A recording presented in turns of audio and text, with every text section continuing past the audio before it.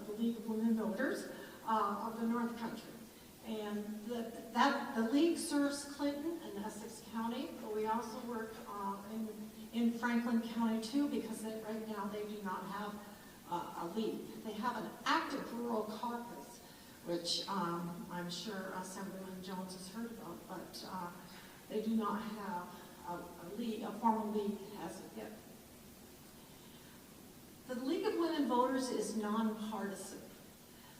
We encourage the informed and active participation of citizens, both men and women. It was formed by women in 1920, right after women got the right to vote in 1919.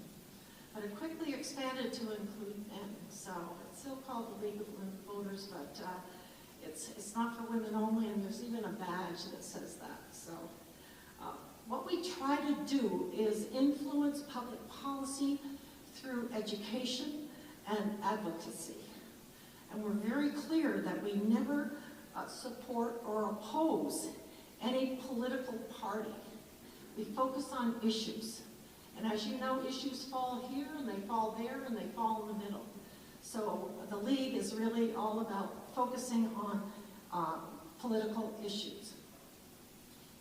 Before we start, please turn off your phones and find your exits, which are here. Restrooms apparently are outside. I mean, I didn't go in, but I saw outside to your left. And there are evaluation forms in your folder, and we'd really like you to fill them out so that next year, when we have our program, we know what we should improve, what you really liked, and what you'd like us to improve. So, today's event, you all have an agenda. The only change I'd like to make on this agenda is in the speaking order of the last session.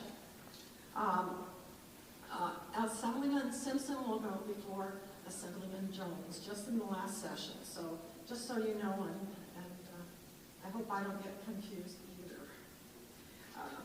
Today, we do have our state legislators.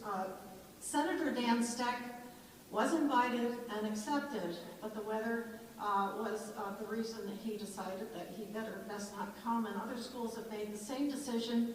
Crown Point was supposed to be here, Bouquet Valley, and they also had to make that decision because of the weather. And we all know that that's typical for February, so that's unfortunate. Before we get started, we'd like to introduce you all to introduce yourselves to each other, and I'll ask you to stand by school. There's two schools that aren't here yet, Saranac and Northern Adirondack, and they're coming, so they might be coming and you'll see them sitting here later. And I'd like you to introduce yourselves if you don't mind, and let's start with CV Tech. Stand up and just say your name, because you're very important. You're very important to this whole process because you've been chosen to be here based on your achievement and your character and your interest in the topic. So, CV Tech? Go ahead. I think we need the mic. Oh, we have someone in charge of the mic, so there we go.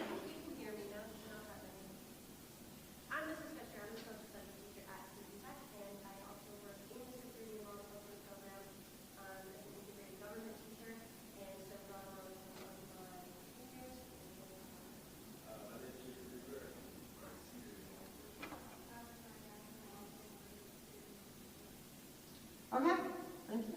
All right. Northeastern Clinton.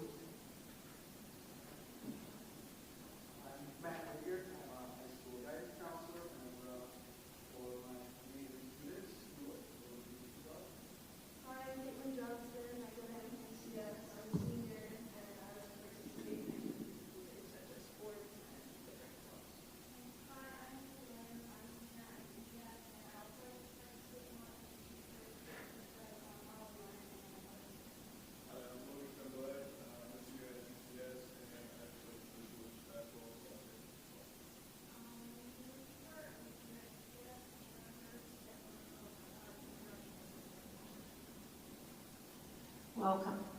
Peru Central School.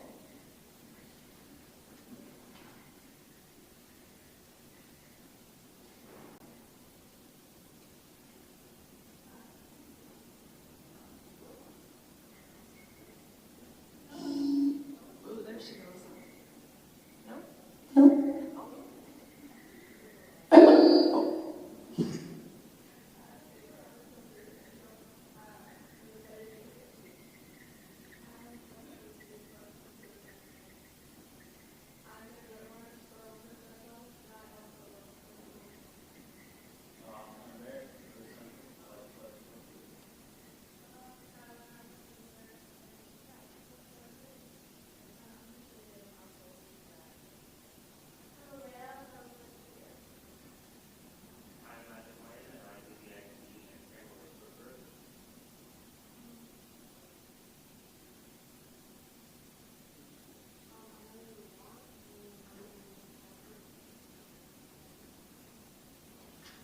All right, thank you.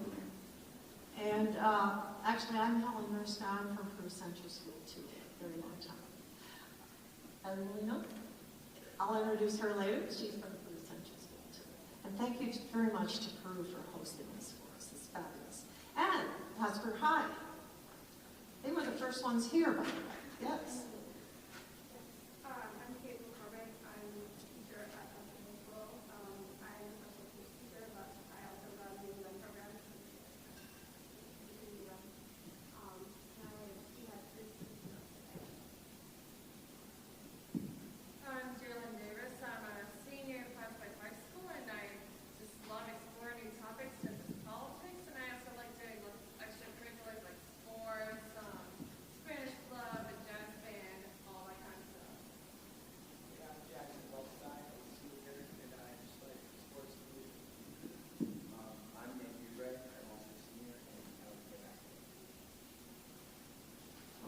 I just saw some arrivals from Sarah. Okay, could you stand up and introduce yourself to the group, please?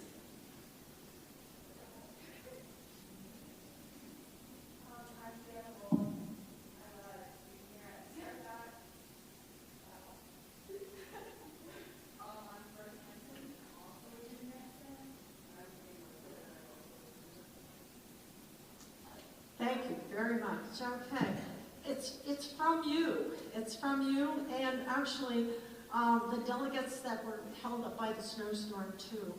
All you that are attending will be your one student and two alternates will be chosen from this group at the end of the program to attend Students Inside Albany, which is the program that is May 11th to 21st in Albany, hosted by the New York State League of Women Voters. And to hear more about that program, I'd like to introduce Melina Mitchell. Melina Mitchell was our representative last year at this program, and she's, for those of you who don't know, she's a senior at Peru Central School, and I'll turn it over to Melina for this moment.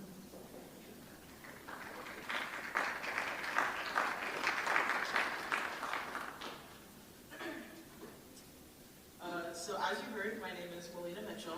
I'm a senior at Peru High School, and last year I was chosen to represent the League of Women Voters in the North Country at the Students Inside Albany Conference in Albany. So honestly, before I was chosen to attend this event, I didn't know a ton about state government or local government, but what I really appreciate about this experience is that they didn't expect you to know everything, because you're really there to learn about all of the different parts about state government. But as soon as you get there, pretty much in the first day, they'll pretty much tell you everything that you need to know. So if you are nervous, because I did my own research, but research can only go so far, but they'll pretty much tell you everything that you need to know. Some really notable parts for me was the shadowing, for sure. I shadowed Assemblyman Billy Jones and also Senator Dan Steck, and it was, I said life-changing, but it's just, I didn't even realize how, like, sometimes when I think of politicians, I think of them as these like distant figures, but being able to interact with them one-on-one and talk to them about what they do and how they serve our state and country, it's really, really interesting. I found it really interesting. I enjoyed it a lot.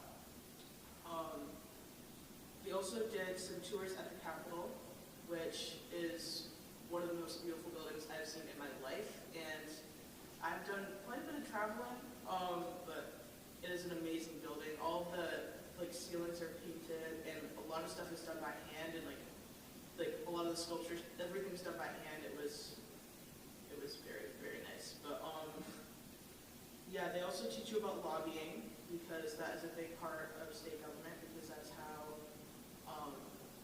constituents express their views in what they like. But yeah, I met a lot of amazing people there. I still talk to a lot of them now, but my advice to everyone here who gets chosen is to just reach out to people and talk to all the other people there, because I promise everyone is chosen for a reason. I was a little bit scared at first because a lot of people are from downstate, and obviously we're way up, but I made a lot of nice connections, and I talked to a lot of people there, and I made some lifelong friends, so it was very enjoyable.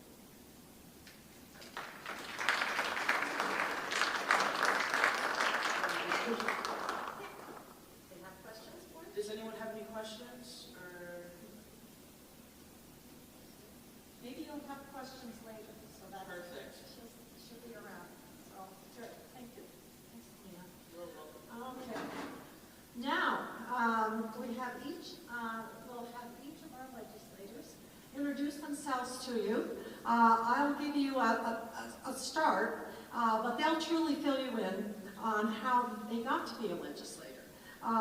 We've asked them to talk about their path to the state legislature. And we know you'll have questions, and you'll be able to ask questions at the end of this initial introduction. Now, it's really my honor, and because of the North Country, because of up here, I run into him quite frequently, to introduce the New York State Assemblyman D. Billy Jones. He was first elected to the Senate Assembly 8 years ago in 2016. He represents Clinton, Franklin counties, and as well as 4 towns in Essex County. If you look on the map, the districts, he's in the 115th district, and you look at those districts, they're all carved strangely. So wait till you see what Matt Simpson has to put up with. But Billy Jones's, Assemblyman Jones's district is 3,000 square miles. Just figure that's large. And so we really appreciate it when he's able to spend time with us here. I'll tell you, so I'll let you, him tell you how he eventually ended up representing us in the New York State Assembly. Assemblyman Jones.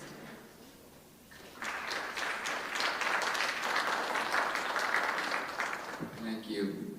Thank you, Helen. How's everybody doing this morning? Good? Good morning. Y'all made it here safe and sound. Is this working? So, my name is Billy Jones, as was introduced, and this is my 9th year in the New York State Assembly. I was elected in 2016, as Helen said, and my path, probably not a conventional path that I took to get involved in politics. My family, as I was younger, was always involved in local politics, and I was always interested in it, and interested in what was going on in the world, and politics kind of just intrigued me. And used to watch, it was before the age of the internet, so I'd get up in the morning, watch the morning news when I was a little kid. My mother actually said it was kind of weird. When most kids were watching cartoons, I was watching what was going on in the country and in the world. But I worked for the state, grew up on a family dairy farm in Chattagate, New York. Who knows where Chattagate is? And after I graduated, ran my family's dairy farm for a couple of years, then went into the Department of Corrections for a number of years. But local politics always, and politics always kind of intrigued me. I remember when I was younger, you know, my uncles and my father would be sitting around the table, and people would come to them for issues like, hey, you know, my daughter needs help with something, or my mother needs help with something, or my father needs help, and I thought it was very appealing how they were able to help people out, help families out. A lot of our job does deal with constituent services. A lot of it deals with a lot more than that now, but I was always intrigued by that. So I ran for mayor of the big city, big village of Chateaugay, 2,000 people, and was successful. And then I ran for Franklin County Legislator, my home county in Franklin.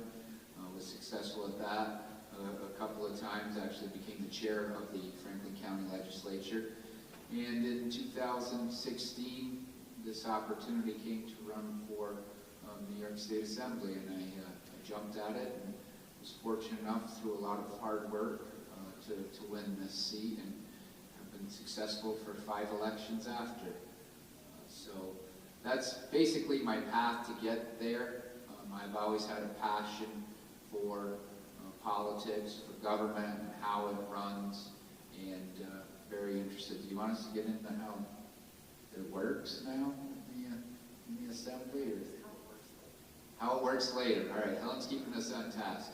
Does anybody have any questions about the path that I took, or anything leading to how I was elected, or any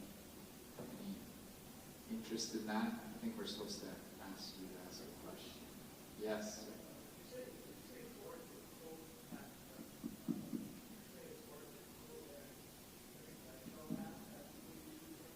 I would say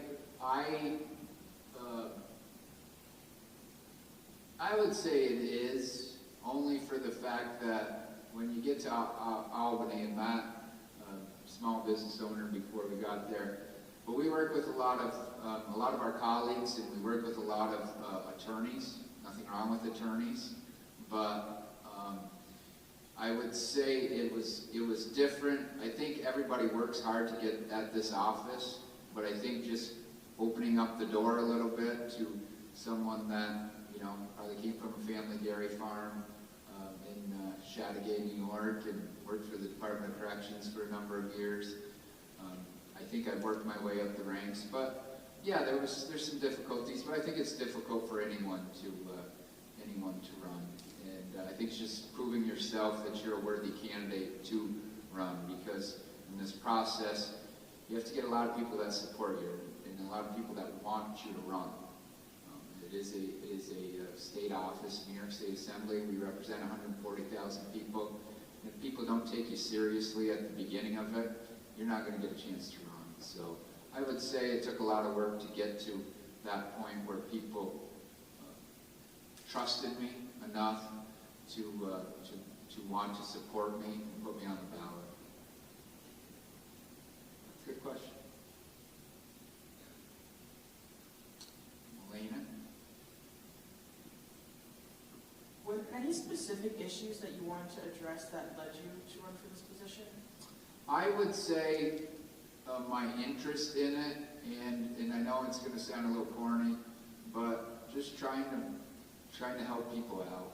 And like I said, I thought it was very interesting. I read when I was younger, I read a lot of books about, yeah, maybe some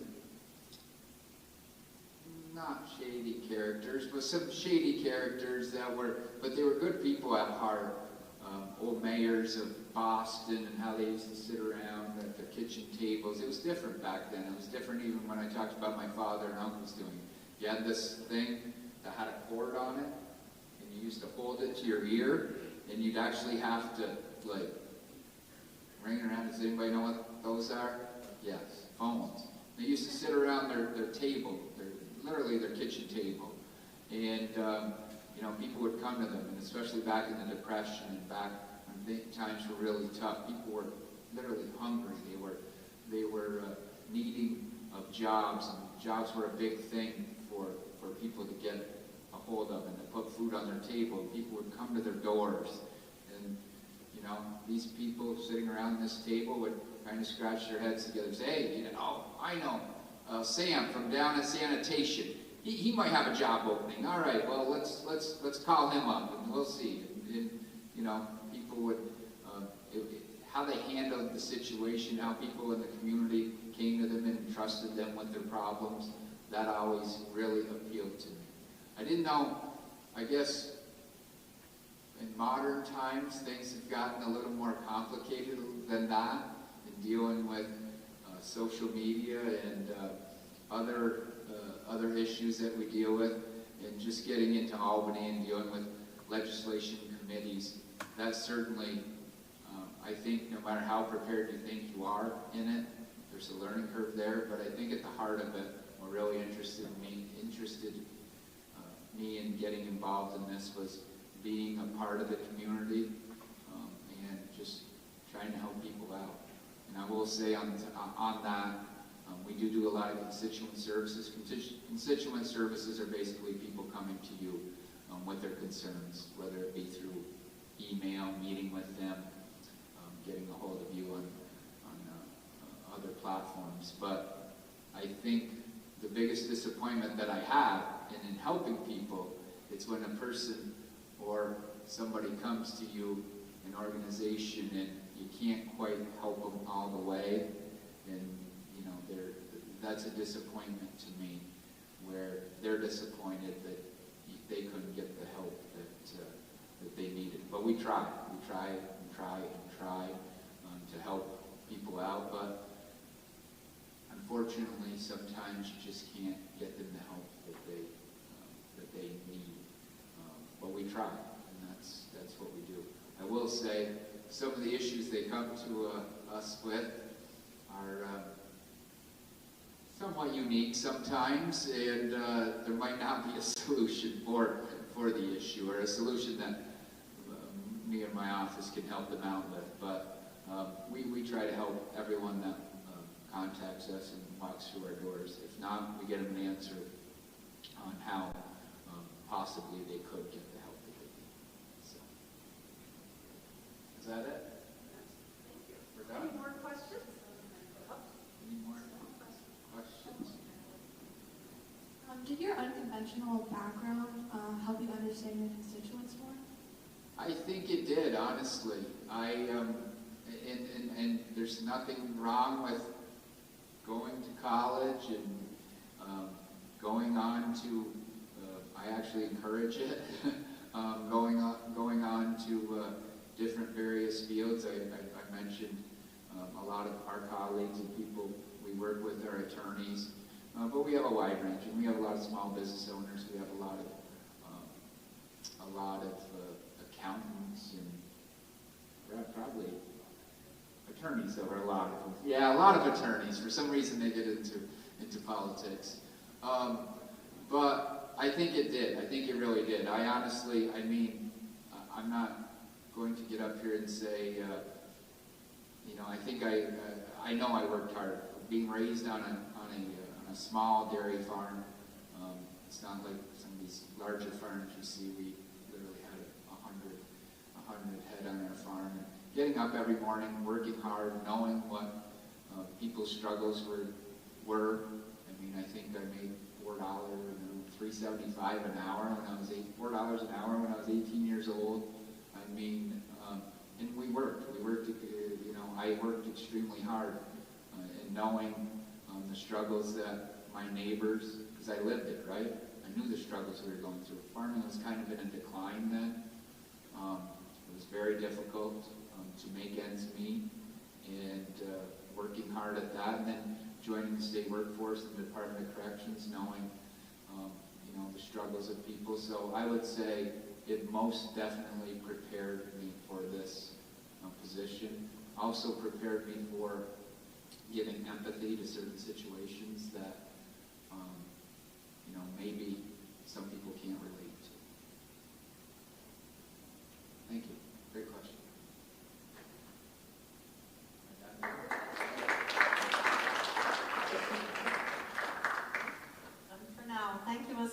Councilman Jones. Now it's my honor and privilege to introduce the New York State Assemblyman Matt Simpson. He represents the 114th Assembly District.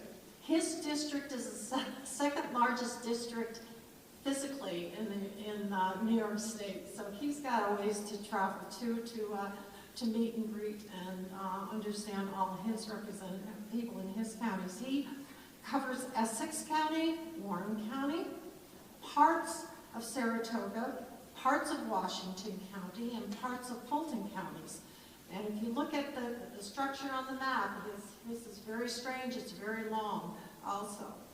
He grew up in the North Country and will fill you in on how and why he eventually chose to run for the New York State Assembly in 2020. Assemblyman Simpson.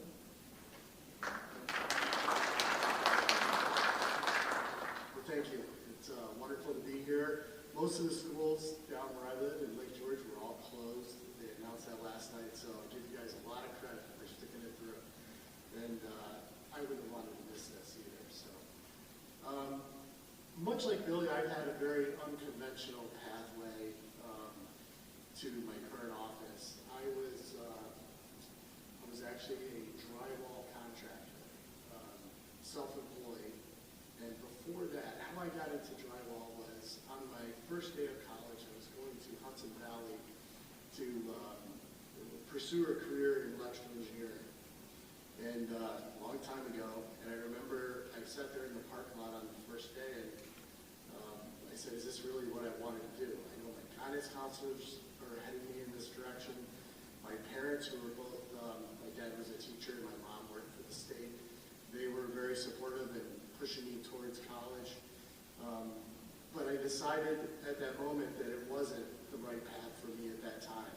I wasn't saying I didn't want to go to college at that time, but I was sure that I didn't want to go into this program. And I lived about a half hour from Hudson Valley in Schaghticoke, and by the time I had gotten home, I had come up with how I'm going to respond to my parents, because I knew they were both going to be there waiting for me, and surprised that I was walking through the door, and they were. And I explained to them that I made a decision that I wanted to go into business for myself. I really enjoyed working all summer, saving up money for college in the construction business, and I had a plan. And my parents, thankfully, were very supportive. They said, "Well, you know, you're going to work hard. You're going to have to work hard." And I said, "I do. I know that. I love what I'm doing. I'm going to do that." And I did that for 31 years. And I thought that I would never, ever do anything other than drywall. Until I moved to Brant Lake in Warren County. And my business was going very well. I had 15 employees. I had become, instead of hands-on, I was doing the administrative work, all of the, behind-the-scenes office work. Not really my favorite thing to do. I was more of a hands-on person. I like personal relationships. One thing that I was very proud of is all the people that I worked for, many of them developed into many years-long relationships and friends that just made my life much easier. I had somebody say to me, I had a job that I never worked a day in my life. Never worked a day in my life. I loved my job so much that I never viewed it as work. It was something that I thrived on. But when I moved to Brant Lake, I was in a community that I loved. It's beautiful. There's only about 1,400 people there. A lot of recreational opportunities, which is everything I wanted to do. I had bought a house there, 10 acres, and I said, I'm accomplishing my goals. I know where I want to be. My wife and I, we were raising our family. We're in a small school system. We knew all of the other kids and their families, so it was a great opportunity. And I had a lot of free time on my hands, but I wanted to do something in the community just to get to know people, because I didn't grow up there. And right away, I picked up on how people were very, there was a strong sense of community there. And I wasn't part of that, but I wanted to be part of that. They were just wonderful people. And so I would go and have coffee with some of the older people at Stewart's at 7 o'clock in the morning. And conversations would lead down the road, well, did you know this was happening in town? And I said, no, I didn't know that. And is there something I can do to help? And so I would get involved, get engaged, and that brought more people reaching out to me saying, hey, would you want to get involved in this group? And it was a lake association, actually. And they were looking at developing a stewardship program on inspecting boats going in and out of the lake and educating people as to invasive species. And I said, sure, I would love to get involved. And so I became a member and got involved in a lot of conversations about what we need to do to protect our lakes. It wasn't long after that, there was an opportunity to, there was a vacancy on the Zoning Board of Appeals.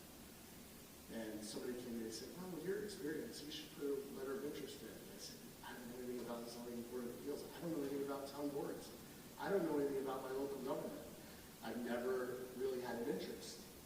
And after a few days of thinking about it, I said, well, I might as well step in. I'm going to do it. I've got the time. Things are going well. I can do this along with, my primary career job. And unfortunately, I wasn't picked for that Zoning Board of Appeals. And the things that I experienced through that process, some of them were very frustrating. Things were brought up that I wasn't from Cork and I didn't grow up there. Nobody knew me. So I felt kind of isolated and, unwelcome by some people. But then the supervisor said, next vacancy that comes up in the town, we're going to put Matt on the top of the list. And it was a month later, the planning board had a vacancy. So I went to the planning board. And that was an interesting process to be involved in. People are presenting projects, development within your community, and all the while they have to comply with the Adirondack Park Agency regulations as well as your local town zoning. And I found it so interesting. I was learning every step of the way, all of my involvement. And at the same time, I was getting more known in the community, and it seemed to be people liked my rationale for my decisions that I would weigh in on. And I do want to say, I wasn't the guy that would always be out in front. I was never that type. I would sit back and listen, and I would certainly form thoughts, but I probably wouldn't have been the first person to speak up. And now it's changed with my job. I think it's forced me out of my comfort zone, out of my shell, and made me a much better person. But that planning board gave me the experience of working with groups that weren't aligned, different perspectives. All at the same time, you have to come to a decision moving forward on a project, whether it's moving forward or denying the project. And that whole process was very interesting. I learned so much listening to the applicant, legal people that would offer their opinions, and all the while you have your town zoning code. And shortly after that, there was a vacancy on the town board. The supervisor said, I think you ought to run for that town board seat. I said, I don't know. That's a lot. That's a big commitment. I have a business. I have a family that I'm raising. I don't know if I have the time. I don't even know anything about the town board. He said, oh, he says, it would be easy. And so I thought about it. The next morning I called him up and I said, I'm going to run. What do I do? I didn't even know what the next step was. And so that summer I knocked on 800 doors. And I met as many of my community members as I could before the election.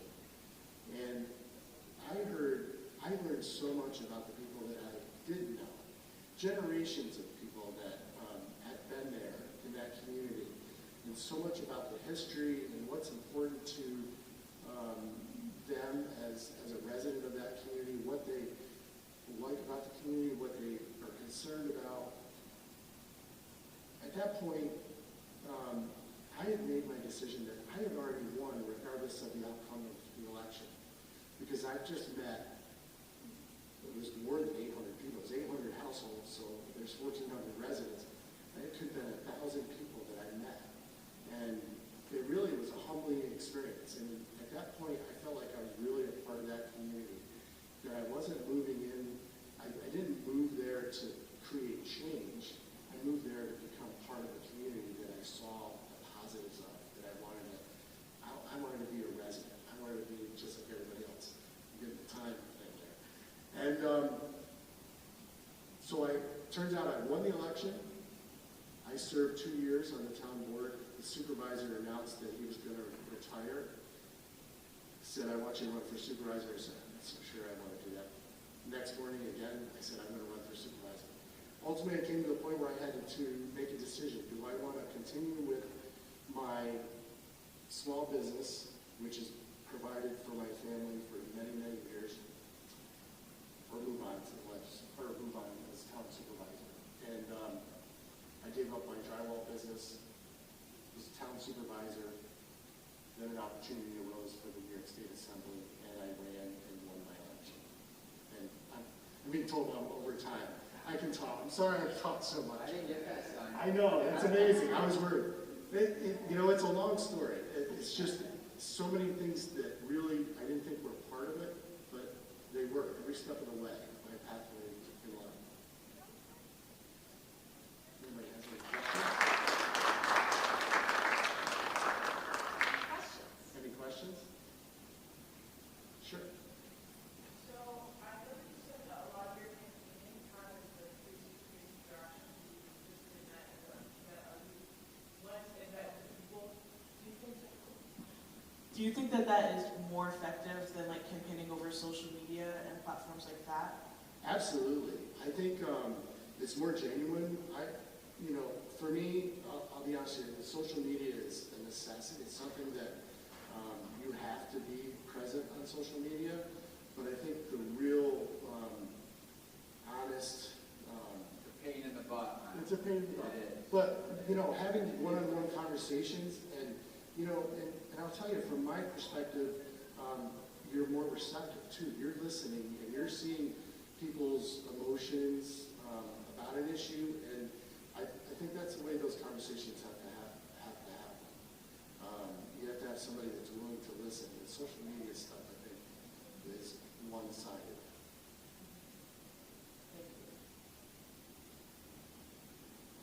Okay, thank you. Thank you.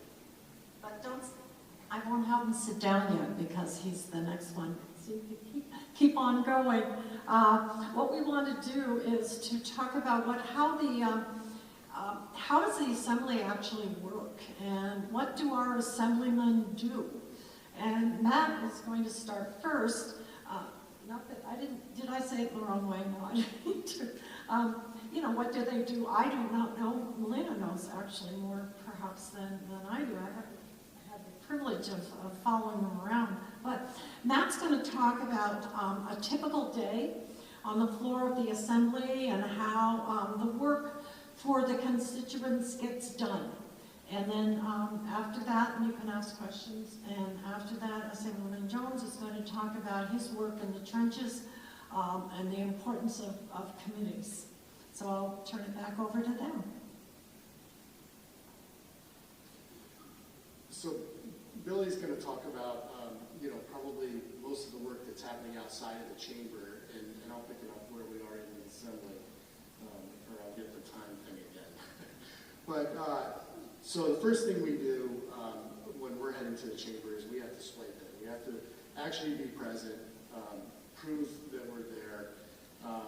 And when we walk into the chamber, that's where all 150 members are hopefully present there. And it gives you an opportunity right off the bat to, if there's legislation that is pertinent to Billy and I's district, we'll talk about it in the back of the chamber. Or things that maybe have happened earlier in the day in a committee. And but you have that FaceTime opportunity to have those conversations, because before that, it's very difficult. You're in meetings nonstop. Every every 15 minutes, every 20 minutes. And then the session, the majority leader will call the session into order, and we'll start our day of deliberations on whatever bills are on that calendar. That calendar is made up of bills that have passed the necessary committees, codes and rules to get to the floor. And then it's between the two conferences, it's their decision whether it moves forward for a vote. It can be laid aside, which means there's going to be a lengthy debate, or consent, which is a bill that there's support on it from both conferences and enough to pass. And later in the session year, those bills that have been laid aside will come back up, and then we'll have our lengthy debates. And sometimes, actually, we have a time limit. It's 4 hours? 4 hour limit on debate, which you would think that's a long time, but when you... It's too long. It's too long, but when you have 150 members, sometimes I've been on the side of, we ran out of time, I can't get my opportunity, my time to debate the bill. But that's where the fun happens, actually, because you've got the bill sponsor, and if I'm debating the bill, it's a relevant committee that I'm on. I'm in my position on the floor, and it's a conversation back and forth debate with the Speaker Pro Tem managing the process. It's an hour of explanation, too, so it's actually 5 hours. 5 hours, correct. And the Speaker Pro Tem will manage and make sure that we're all following the rules, that it stays on topic, that we're not getting sidetracked. And so it can be a long day. There are days later, well, in April we'll be there sometimes all night. Could be there 24 hours straight or longer. I've gone home at 3:30 in the morning and had to be back there at 9 in the morning to continue the work. And a session that can be 4 straight days, 5 straight days, with very little time in between for a break. So it's sometimes lobbyists that were not able to be with you during the day will come to the chamber, and they can give the sergeant at arms their business card. They'll bring it to us, and then we have the option of going out and meeting them off the floor. And there are monitors outside, so we can manage, keep an eye on what's happening on the floor, because it's critical that you're there for the votes. We're not always, we all vote independently. We vote for the way we need to vote for our district, and sometimes it may be not in line with our conference, or it may be just a totally off vote for whatever reason. So there's a lot going on. It's multitasking at the greatest extent. I don't think I've ever seen anything like that before. And you couldn't really be prepared for that, but you get trained in working on multiple things at one time when you're in the chamber, and also keeping an ear on the debate, the conversation. Any questions?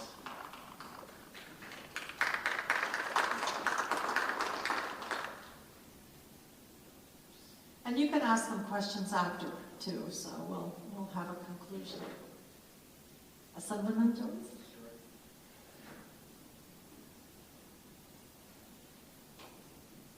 I guess I'm talking about being in the trenches and being in the trenches of committees. Actually, I was just appointed to chair the standing committee on local governments for New York, for the Assembly this past year. So it's a different kind of role. You're chairing a committee, you're running committee meetings, and I don't know, and Matt can speak on this, but when we have committee meetings throughout the session. How many committees are you on? 5? I think I'm on 5 now. I was on 6, maybe 7 at one time, but they said I can only be on 5, especially being a chair. You take extra responsibilities being a chair. You have to go through the bills. You make an agenda for committee meetings, so on and so on. But we do have committee meetings throughout the day. Often they're scheduled on Friday night, so it screws up our whole schedule for the following week because throughout the day we try to get it's a very compact schedule when you get to Albany. Everybody wants to meet with you, and which is great. But honestly, there's every group, organization, and lobbyist from anywhere you can think of in New York State, and they're just trying to get in. They're trying to get in meetings with you. We like to prioritize it by, I always say, is there a concern in my district on this issue? Are there people from my district coming to visit us? Because literally you could have anywhere from 8:30 in the morning till when we have to be in session on a later session day, 1:30, 2 o'clock in the afternoon, you could have 15 meetings. And you hate to be that person that brings people in and rushes them out or whatever, so you kind of have to prioritize what meetings you can actually take. Staff takes some meetings, but how we prioritize it is, if they're from our district, if they travel to Albany to see us, we make every opportunity or everything we can do. I make every thing I can do to make sure we get them in, and I talk to them. Does it concern my district? And then, of course, other statewide issues. But you have to prioritize it because there's no way you can take all the meetings, because Tuesday is considered lobby day. And who has ever visited the Capitol or LOB? Were you there during a lobby day? Yeah. But it gets rather hectic, doesn't it? I mean, traveling, even in the Capitol, the LOB is just, it's frantic. I know, were you there on a Tuesday? Yeah. But every day is kind of hectic, but Tuesdays seem to be really, because they call it the lobby day when we're there for 3 days a week. So, getting back to that, in the committees, bills go through, and but we, and Matt and I get along very well. We're two opposite parties, but we do get along very well. We both represent the North Country, but the difference is we in the majority conference a lot, and that is getting all of our members in a sometimes a small room. We changed during COVID, but into a little room, and we go through the budget. Like we're doing budget right now, and we go through every issue on the budget. We break them up by committees, we go through, and everybody gets a say to get up. And we have a time clock, just like that one back there, because we have 100 members in our conference. And, we try to, if 100 members get up, they get 3 minutes, when you do the math. And we go through every issue, we go through transportation, agriculture, there's different corps, there's every committee and every issue you can think of, and we go through it meticulously. So that's why I was joking around with Matt earlier, where he was saying there wasn't enough time on the floor to debate. Well, if you ever sat through a 5-hour debate on a particular issue, you might change your mind on that. But anyway, certainly we want to debate it. We want to get these bills out and have an opportunity to ask questions about it. But like I said, we conference everything. We conference the budget extensively. And I don't know if Matt mentioned it, but the first 3 months we're in session. We're in session from January to June, middle of June. The first 3 months of that it's all about budget. How we're going to make a budget. The governor puts out her budget January 15th. Usually the 15th. Every 4th year is different, but don't ask me about that. And then we, as the legislature, just try to amend. Our New York State budget is different. It varies through states. Some states, the legislature actually puts out the budget, the governor amends it. Here in New York, the governor has a lot of control over the budget. It's just the way that our our system is made up and our Constitution is made up. So you can imagine everybody's trying to get something for their district. They're trying to get something for an issue. They're trying to, amend the governor's budget. She has a lot of power over it. And that's what we do for the next 3 months. Each house puts out a budget, and then at the end of March, as you probably, maybe nobody in this room, used to be three men in a room, but there are 2 women in the room now. So they get together and they negotiate. And sometimes people are like, well, how come the budget isn't more of an open process? I can agree with that. It should be. We try to make individual legislators try to put it out as much as, Matt might have a different opinion on this, but each legislator tries to inform his district, I think, of what's going on in the budget process. But listen, I've been in that room with 100 legislators. If you let 100 legislators in a room to negotiate the budget, we have late budgets in New York State now. You never have a budget before the end of the calendar year if you let 100 people in there to negotiate. So there has to be a negotiation at some point. And like I said, there's now, it's no longer 3 men in a room, it's 2 women and a man. So they negotiate it at the very end. And then in April 1st, usually Matt, right? First? Have you ever had an on-time budget? Oh yeah, it's timely. But we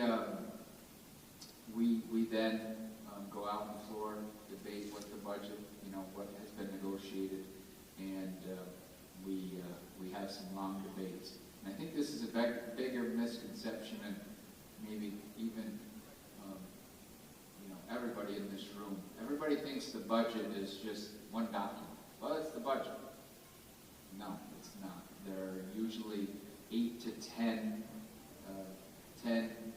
bills that are put out. The bills are very big, don't get me wrong, but it's not one vote. It's not you're saying this.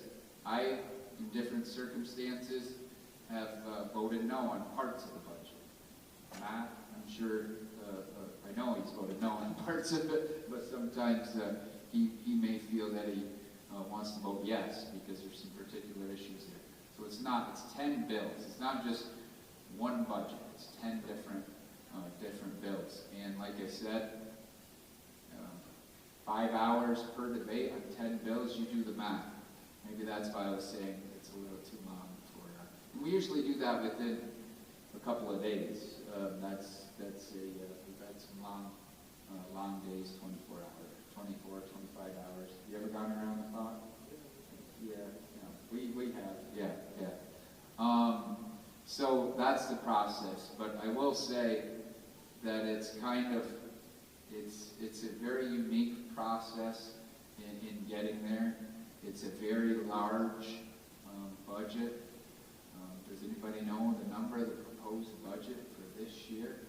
I'll give you, I don't have any cash on me. So anyway, does anybody know what it is? Anybody in the room? Matt knows, he can't answer. $252 billion is what the proposed budget for New York State, the governor's budget. We call it the governor's budget because it is her budget. And then we'll get into negotiating. So everybody says, well, wow, $252 billion. There's enough money to go around for everyone. And actually, this is a pretty generous budget, I will say that. But when you take 80 billion of that is made up of health care, Medicaid usually, and another 30 billion of that is education. That's half our budget. And then you have capital, and you have other stuff. So at the end of the day, and as goofy as it sounds, when you get down to what aren't our mandated costs from the federal government and what aren't, things that are necessary for Medicaid and education that we have to fund every year, there's not, I know this is going to sound goofy, but the number really diminishes at the end. So It is a large budget. We have concerns in how we pay for that every year. Some of our colleagues don't. I can say that honestly. But that's basically the process of committees and being in the trenches. Does anybody have any questions? No? This is your opportunity. Perfect. Now I'll answer all your questions. Oh, yes, sir. So, obviously on a national level, there is a equal divide between the two parties. Do you find that? I mean, obviously, each party here in the state has their own priorities. Yeah. But do you find in the capital that bipartisanship is more embraced perhaps than on the national level? I would say it's a lot different atmosphere than the national level. I've never been in Congress, but just seeing what I see and hearing the stories that I hear, it's absolutely nasty what's going on there. I mean, there was a day, you can remember, well, I don't know if you can remember, Tip O'Neill and Ronald Reagan, two polar opposite people. They'd get together in the evening and have dinner together. There's none of that anymore. I find in the assembly, at least, I mean, Matt and I are friends. We talk about stuff with different parties. We represent the North Country. It's fine. We look out for that. We'll disagree on issues, of course, but there's not that nastiness that you see at the national level now. And even our two leaders, Will Barclay and Carl, they disagree. They're from two completely different areas of the state, one from the Bronx and one from Pulaski, which is kind of north country. But they're friends. I mean, they have a very respectful relationship with each other. I mean, they're certainly, policy-wise, they're opposite, but Carl's gone up to go fishing with Will, and Will I mean, they've gone on trips together. I've been with them. So I think there still is that respect for each other, in that,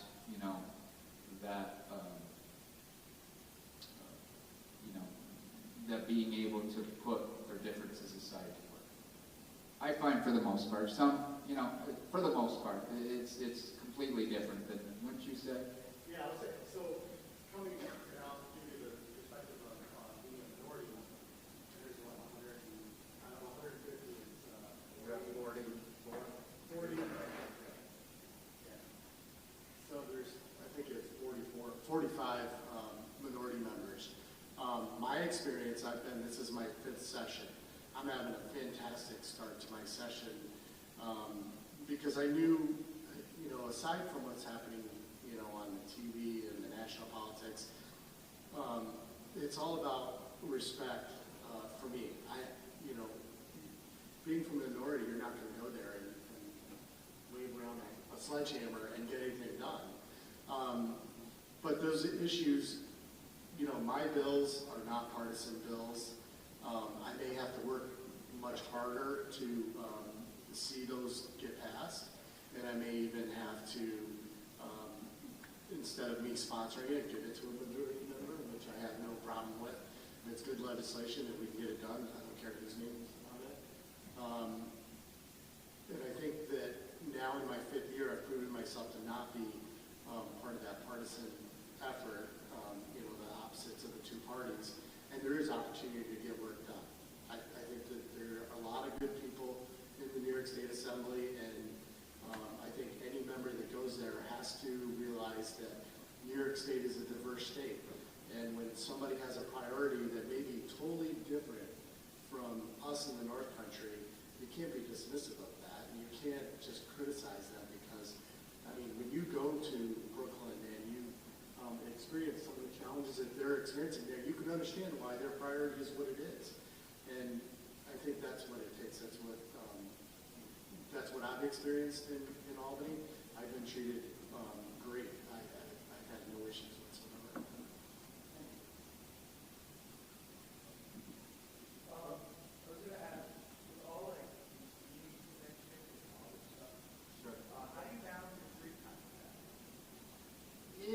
Albany, I would say we don't get a heck of a lot of free time. No, it's just the way it's made up. I mean, like I said, in the mornings you get there, meetings, committee meetings thrown in, you never know until Friday night before session.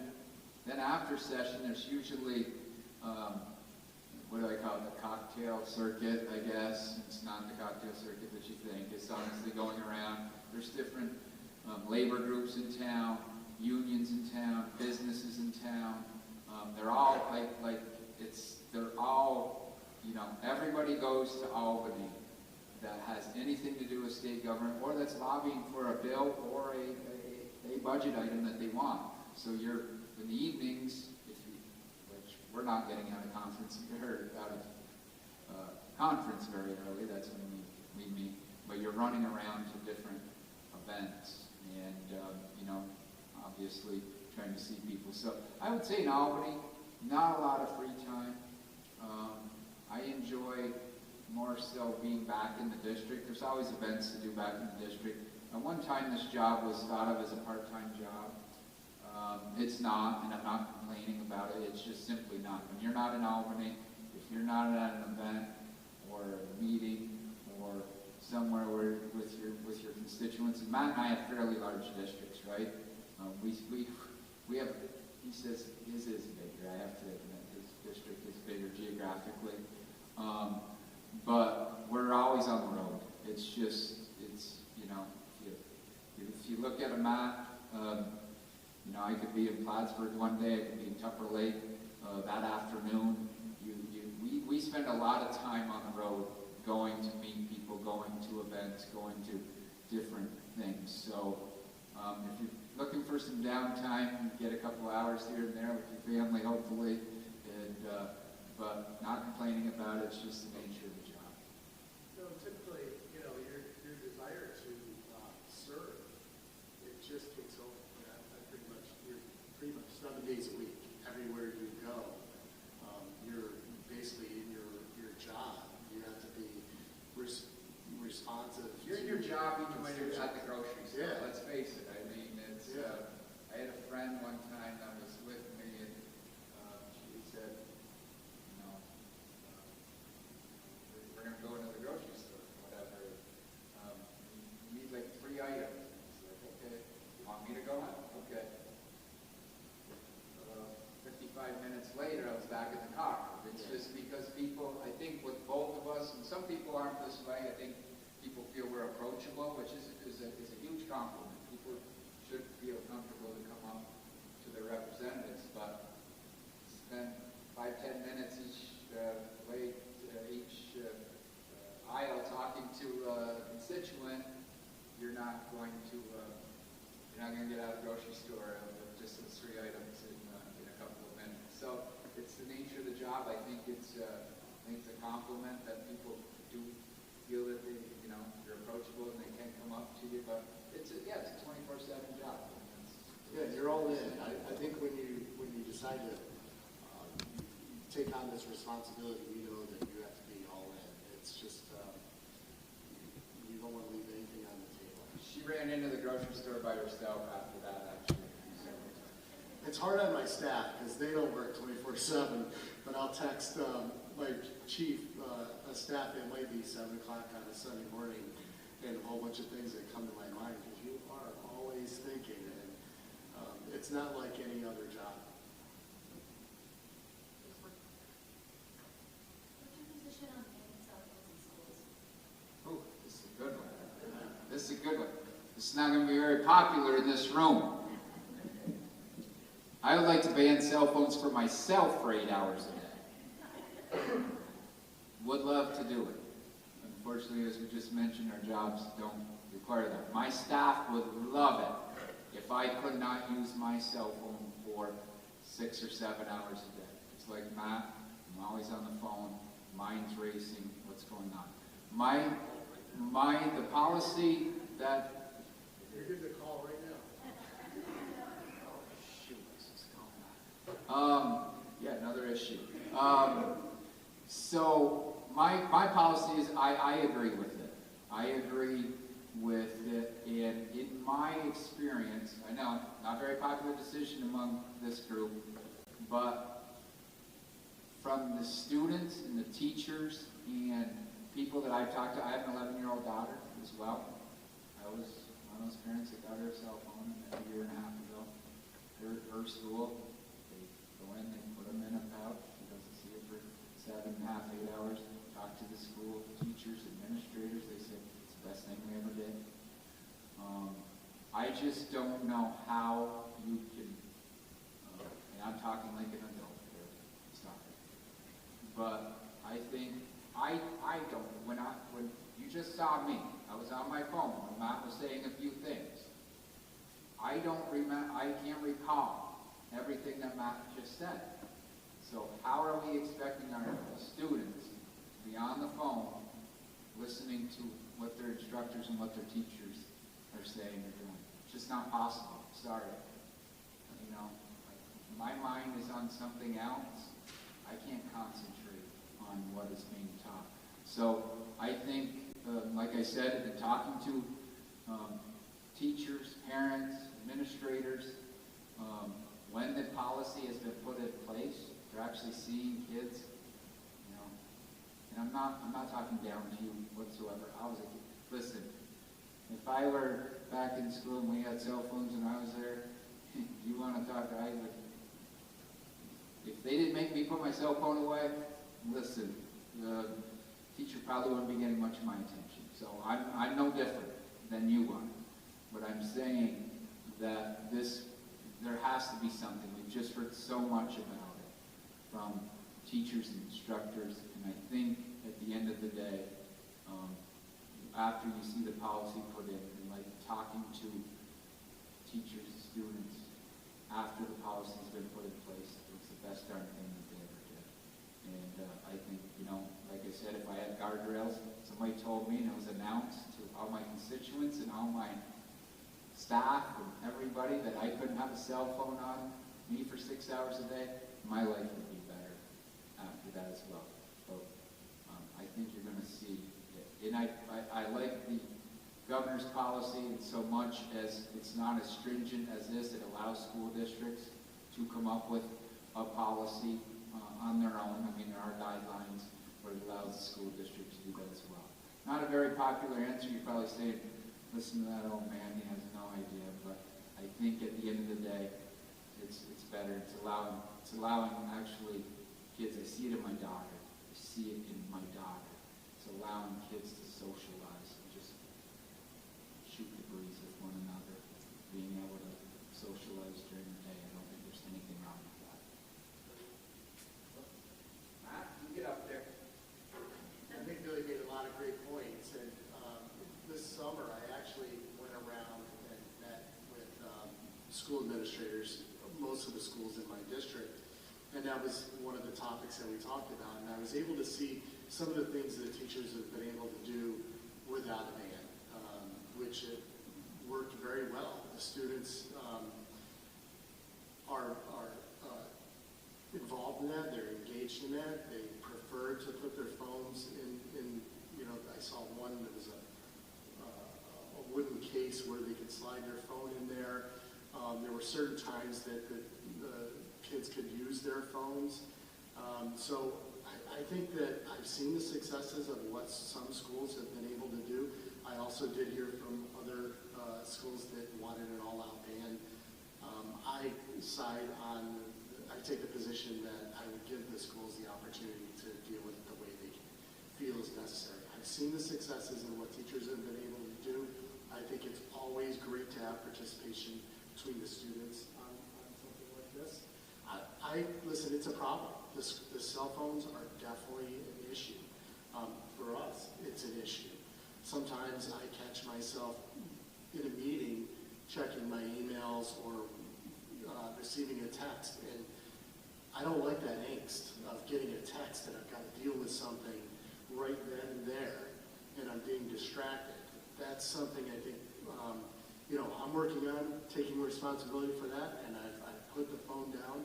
I'm not checking it, and I think that kids can, or the schools can manage this issue without an all-out ban. So. I think there's flexibility for the school Yeah, essentially, In a I mean, there's some in a guidelines. classroom, I mean, listen, if you, I will be perfectly honest with you. If you said, Billy, don't be on your cell phone during English. Well, Mr. Flair, Mr. Flair is there for 45 minutes, but you can have your phone. Okay, no problem. I would be on my phone for 38 minutes of that 45 minutes. It's just the way it is. Listen, I would have been. So I think at the end of the day, you kind of have to have a policy where you're not going to have your phone during classroom time. It's probably a good thing that we don't have that policy in the assembly, because when we're at our desk, Yeah. I think you'll look at, if you came and visited us, you would see most people are on their phones during the debates, and then you'll see somebody pop up. It's not the greatest experience. I think there was some angst with parents, and because we got a few of these questions with parents and being able to get a hold of you and after school. I have with my daughter. I think at her school they, when the last bell is rung, they get their phones, obviously, we can communicate. But there's an old system when I was in school. I don't know if it works this way anymore, but they used to call the office. And actually, the office would either have somebody run down to the classroom, or they would call that classroom, and that's how you actually communicated with your parents or guardians. It worked out all right back in the day. Been some safety concerns brought up, but that's another. There were a lot of advantages to that, because it took a while for my parents to find out that I'd gotten in trouble at school or whatever. What's it all about? Any more questions? Ah, yes. Do you see a certain trend in the priority that many of the lobbyists hold? And do you think that that priority is warranted to be such a trend? What do you, the specific priority, or? Well, I was just like, Because listen, I'll tell you what, there's a lot of lobbyists out there, and even though lobbyists aren't called lobbyists, everybody's a lobbyist in Albany. You're lobbying for something that's, Melina was a lobbyist down there. Lobbyists at one point got a bad name for good reason. They got caught doing some things that they shouldn't have done. But everybody is advocating for their cause in Albany, and it can be an array of different issues. yeah, I'll try to ask what the specific cause. It's okay. All right, do you see a certain trend in cause that lobbyists are trying to lobby against, or that they're lobbying for? If there's a specific issue like that they're lobbying for, what do we see the most? Oh boy, there's so many. Honestly, I'm not trying to be evasive to the teachers. Are a huge lobby in Albany. There are a lot of environmental climate lobbyists in Albany right now. What's another big issue that everybody is? A lot of business interest in Albany. People talk, labor and unions are a huge lobby in Albany. But it's not as easy when you see something in the movies, or you see something, and I know Matt does this as well. There's two sides to every story. There's two lobbyists on every side of every issue.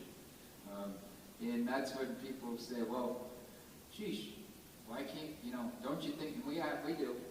I've never missed a vote in Albany, I know Matt hasn't either. We push the button, there's two buttons there. Green means yes, red means no. At the end of the day, you make the decision that you feel is best for your constituents. But honestly, sometimes it's a jump ball. And you just go with what you think is best for the majority of your constituents. And but getting back to that, there's two sides to everything, and I think in being at the door and taking all the issues in, you'll sit down, you'll meet with the group, and you'll be like, yeah, that makes sense. What a perfect bill. That's a great bill. And then maybe a week after that or the next day, you get in the other side of the story. You'll be like, geez, I didn't know that is, yeah, that could be a problem. That one little issue in that bill, that could be a problem. So at the end of the day, we're all human beings. We listen, and there are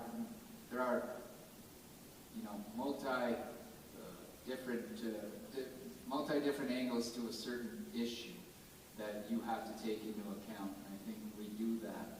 But at the end of the day, you have to push that button, green or red, and you hope that you made the right decision. Okay, was there one more question? Are we good? Do you think that you guys see like national politics translates to the divide and hostility that we see in like smaller towns or counties with opposing political views? And do you think that scares people or intimidates people on educating themselves about voting or just voting in general? Go ahead. I have an answer. I've been outspoken and think it does. I mean, I think I'm a constituent too. And, you know, the last thing that I want to see is our communities divided by politics. You know, my community is both parties and even other parties that aren't the major parties. These are our community members, and sometimes, you know, there is messaging, uncomfortable messaging that you'll read that all of a sudden, you know, you feel like you're a pariah. There's something wrong with you because you don't agree with this person. And that's not, in my opinion, that's bad politics. So I do think that it does have an effect on communities. It's not just in the political world. You know, I would see it just running into a store, you know, a coffee shop, grabbing a coffee, and you know, somebody saying something because of a headline and not knowing. And I think that's another thing that I've learned as well, or a takeaway for me, is that I have to be cognizant that not everyone has all the information. There's no way. When you're in this seat, you're taking in, you're drinking with a fire hose, and you're taking a lot of information in. And sometimes we have to be aware that when we're speaking to people, that they may not have all that information, and They don't want to hear it. they don't want to hear it. Exactly. So yeah. I would say that it's interesting because I was just asked a similar question to that with my intern in Albany yesterday. She sat down, we did an interview, and she said, you know, in the communities that you represent, there's a social divide. Do you feel that there's a more social divide on the issues? And I certainly do. I think at one time it wasn't out there. It's always been there a little bit, but you know, it was always. You even see it with families and neighbors now, where you didn't see that kind of real anger. It's like they can't even talk about it. We have a, you know, I know some homes and some families, they have a rule. Thanksgiving, we don't talk politics. Can't talk politics, don't talk government, don't bring up anything about that. And I think that is more so today. I firmly believe it has a lot to do with the digitized age we're living in, social media. People read. Listen, I don't know, Brandon's back there, I'm going to say 35%, 40%, that might be a little high. 30%, you probably feel it's calls that you get in your office or something that somebody read on Facebook or something, and they believe it is the gospel. There are aliens in Burke, New York right now. I know it. Okay, where did you know, aliens from Mars, like, where did you, well, I read it on social media, no, they always say, I read it. Well, where did you read it? Well, I read it. I read it from a news source.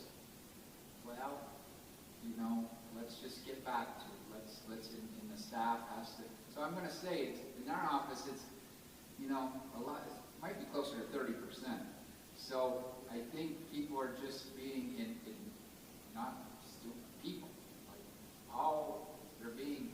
their brains are just being so, like, there's so much coming at them. So they just read it, and it's like, that's the truth.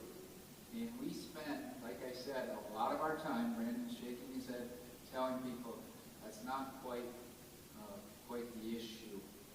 You know, this is what, and then you don't want to talk down to them, and nobody wants to feel like, oh, that was stupid.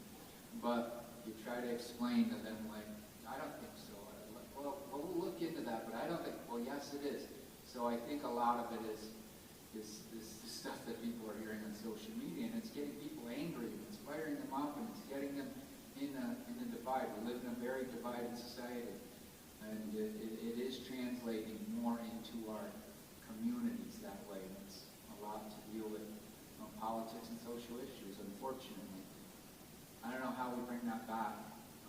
I get disappointed in it. I know Matt does as well. I think we're too, say, old school in front of a bunch of students, especially. But we're kind of old school. We like to just talk to people, bring the temperature down, you know, really talk to people about the issues, not have to deal with, you know, the stuff that's dividing us. But people have their beliefs. But I think a lot of the beliefs that people have now are being fueled by mistruths and misconceptions. Really to back this up, when we do debates on the floor, you know, it's one-on-one with another member, and when I'm debating, it's not debating the person, it's debating the policy. It's the issue. And I've had the majority leader, who is a great person, have a lot of respect for her, come over to me. She said, "You're the only guy I've ever seen smile through the entire debate." They're like, "How can you do that?" I said, "I'm so thankful that I have an opportunity to be here. I don't need to be angry about anything. I would never see me angry." But you'll see other people, though, you know, will have that edge. There's a point to be made at somebody's cost. You know, it's more of a political argument rather than a fact-based debate on the issue. I think it's incumbent upon all of us to change that by what we're doing ourselves. Yeah. You know, we're the examples. Yeah. I think going back to your original question, our words mean something, you know, and that's something that we need to always be reminded: how we treat people, how we talk about an issue, how we talk about each other. And it is turning people off. I mean, I would like to think most people do not want to feel anger towards someone, or don't want to. So I think the whole process that we have now, and Matt had a great point, it's gotten very personal. Like it used to be, listen, even to my cousins or my family, let's this issue, like you believe in that, I believe, let's just point it out or whatever. They get so personal, like among friends and community members, they get like angry. I'm mad at you that you supported that candidate. I'm mad at you that, it's like, why? Let's just have a conversation about it. And I think it's gotten to a point where it's turning people off in the process, and it's not inviting people that could possibly want to run for even local office. I mean, we're having trouble in towns in your district recruiting candidates. And then I'm like, geez, you know what? I was raised to, want to be a part of the process and be into it. But then I'm thinking on the other side, who the heck would want to be a part of this? Who would want to be on a school board and get called the names that they get called? Or who would want to be a part of this, local politics and be just yelled at for it? And people are taking it too personal. And I think, like Matt said, we need to take the temperature down a little bit and get back back on the issues and not take it personal, because at the end of the day, we're all neighbors, we're all human beings, for goodness sake. So I think we need to, really concentrate on that, and I know Matt does it, and that's why in my social media, if you follow me, I don't often go after somebody like some politicians do. I don't go after, do I believe in issues and will I state them and be strong on them? But for the most part, try to keep things positive. And I think we have to be leaders by example in that. And you can state your position, you can do things in a positive form without being nasty to one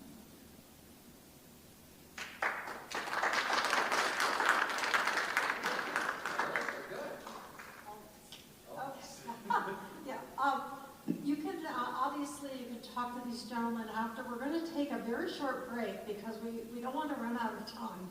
We have still a few things to do, including choosing our delegate and 2 alternates. And we'd like to, if you have to use the restroom, do it right now, because we want to have a group photo up front. That's the next thing. So, but if you're not leaving the room, let's do the group photo now, and we'll do it up front.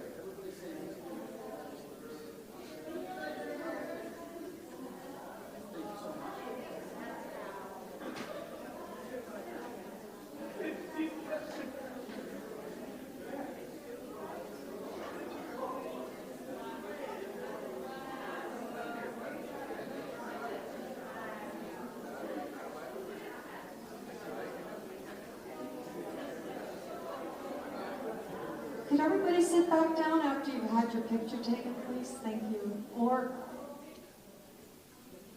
you're going to have to get up again because we're going to be getting out the certificates. So just sort of be flexible.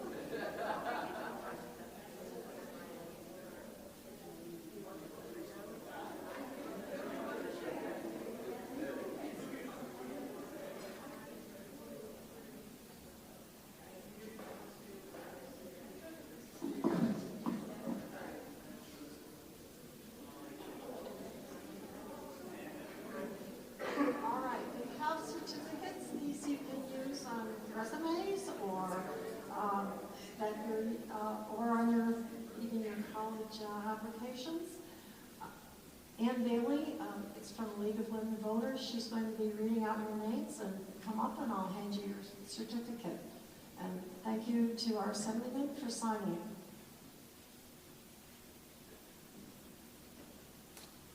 Please forgive me if I mispronounce your name. I'm not doing it intentionally.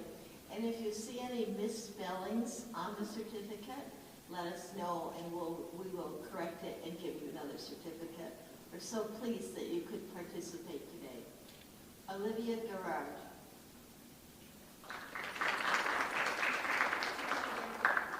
She wasn't able to make it. Oh, all right. We'll try the next one. Syria Jackson.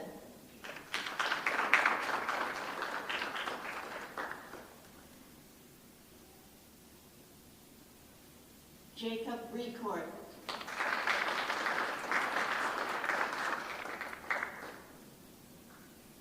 Caitlin Johnston.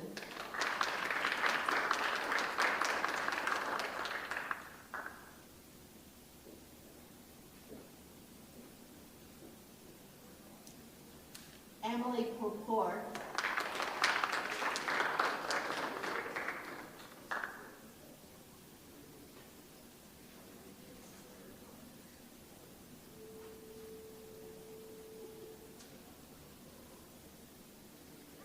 Logan Tremblay.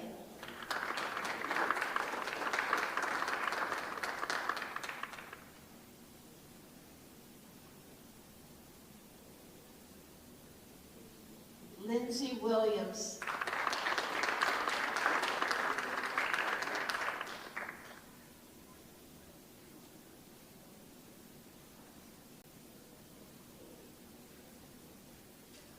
Connor Barry.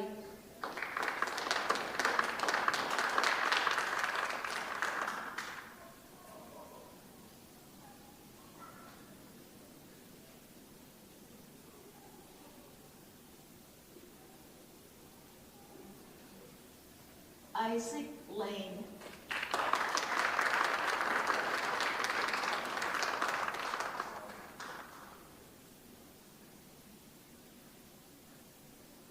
Elliot LeBlanc.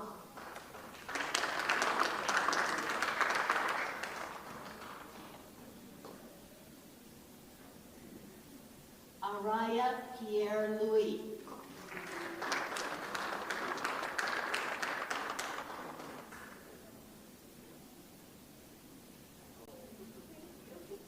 Lexi Macy.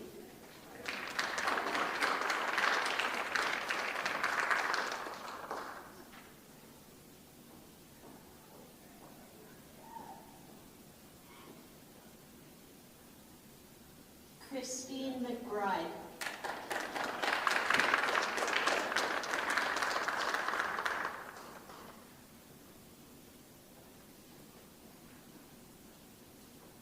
Ava Roberts.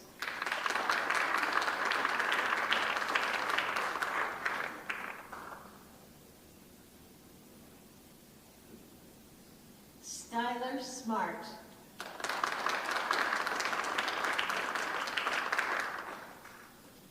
Kenzie Whitmarsh.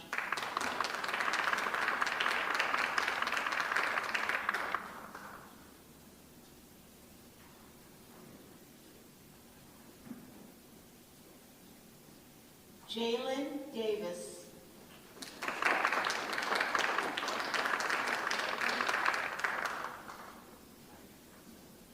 Nate Dubray.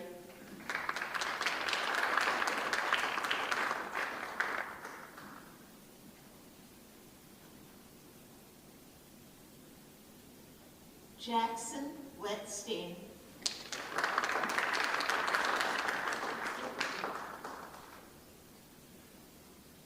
Sienna Bowles.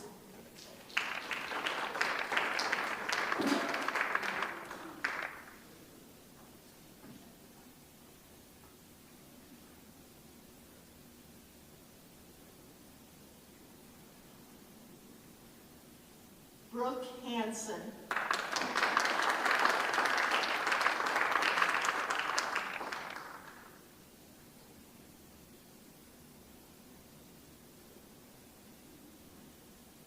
Kanie Munson.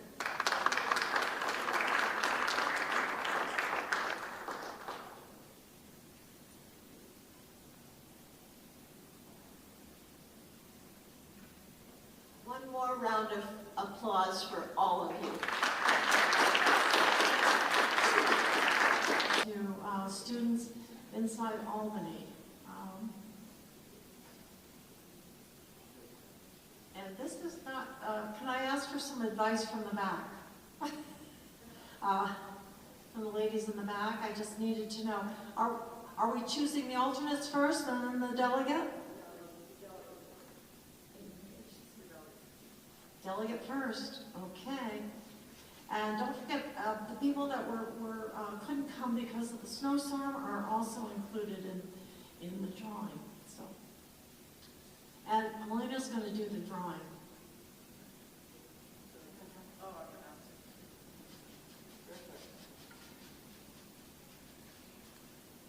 Oh, okay. I'm shuffling. Okay, shuffle. Okay, put my hand towards the basket. Just one. Connor Berry.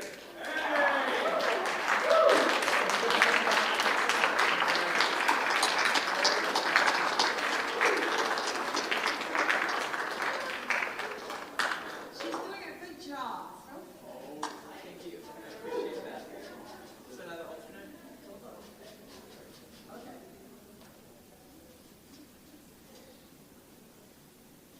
First alternate. Anika Pear.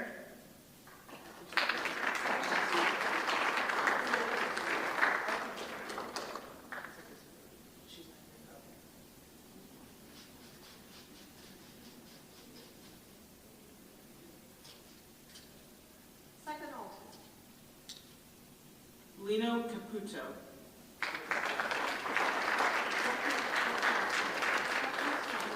Hot and snow, both of those. Congratulations, Connor Berry. Yes.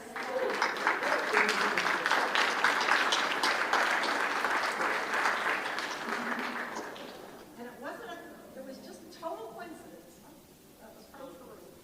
I even tasted this way. Thank you. Thank you. Thanks. You're welcome. All right. Thank you all for coming. And congratulations to Connor. That's really cool. All right.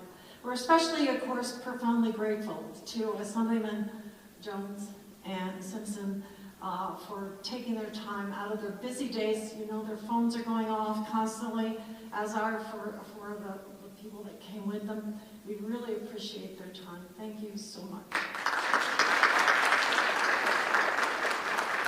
And we're also thanking the administration, the faculty of the school districts who recommended all our student delegates, and to Peru Central School for allowing us to use this facility, complete with the technology, and this has all been filmed, so we'll be able to, and we're sharing it, so it's going to, and your advisors will know, and we have a link so that they can share it too with your students back home.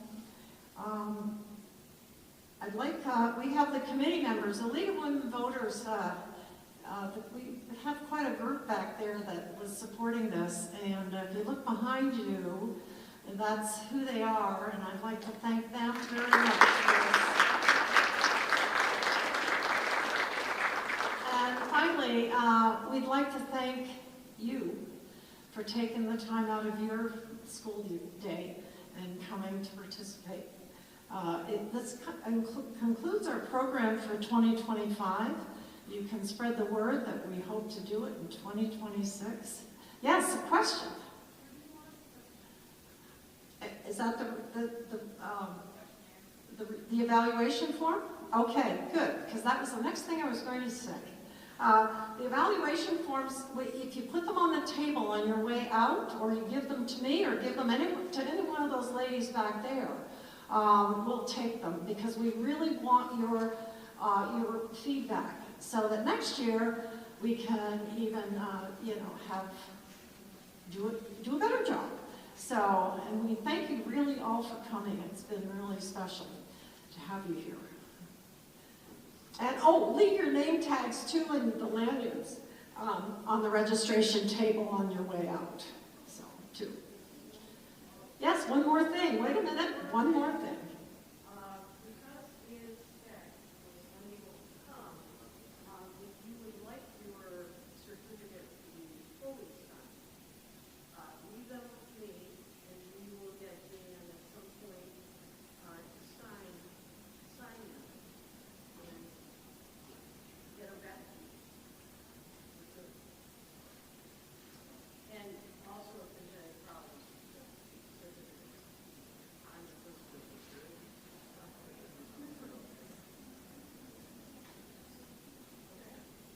Good. I wasn't distracted by my phone, but I didn't want to. I did make it okay. So thank you all. Have a safe trip home. I hope I don't know, we heard the snow starts at noon or something. Maybe it's snowing already. Huh? It started already? All right. Oh, well. Try to beat the inches. And we know where Assemblyman Jones lives. He's going to get 3 times as much as we get here in Peru, so. Oh, well. Good luck.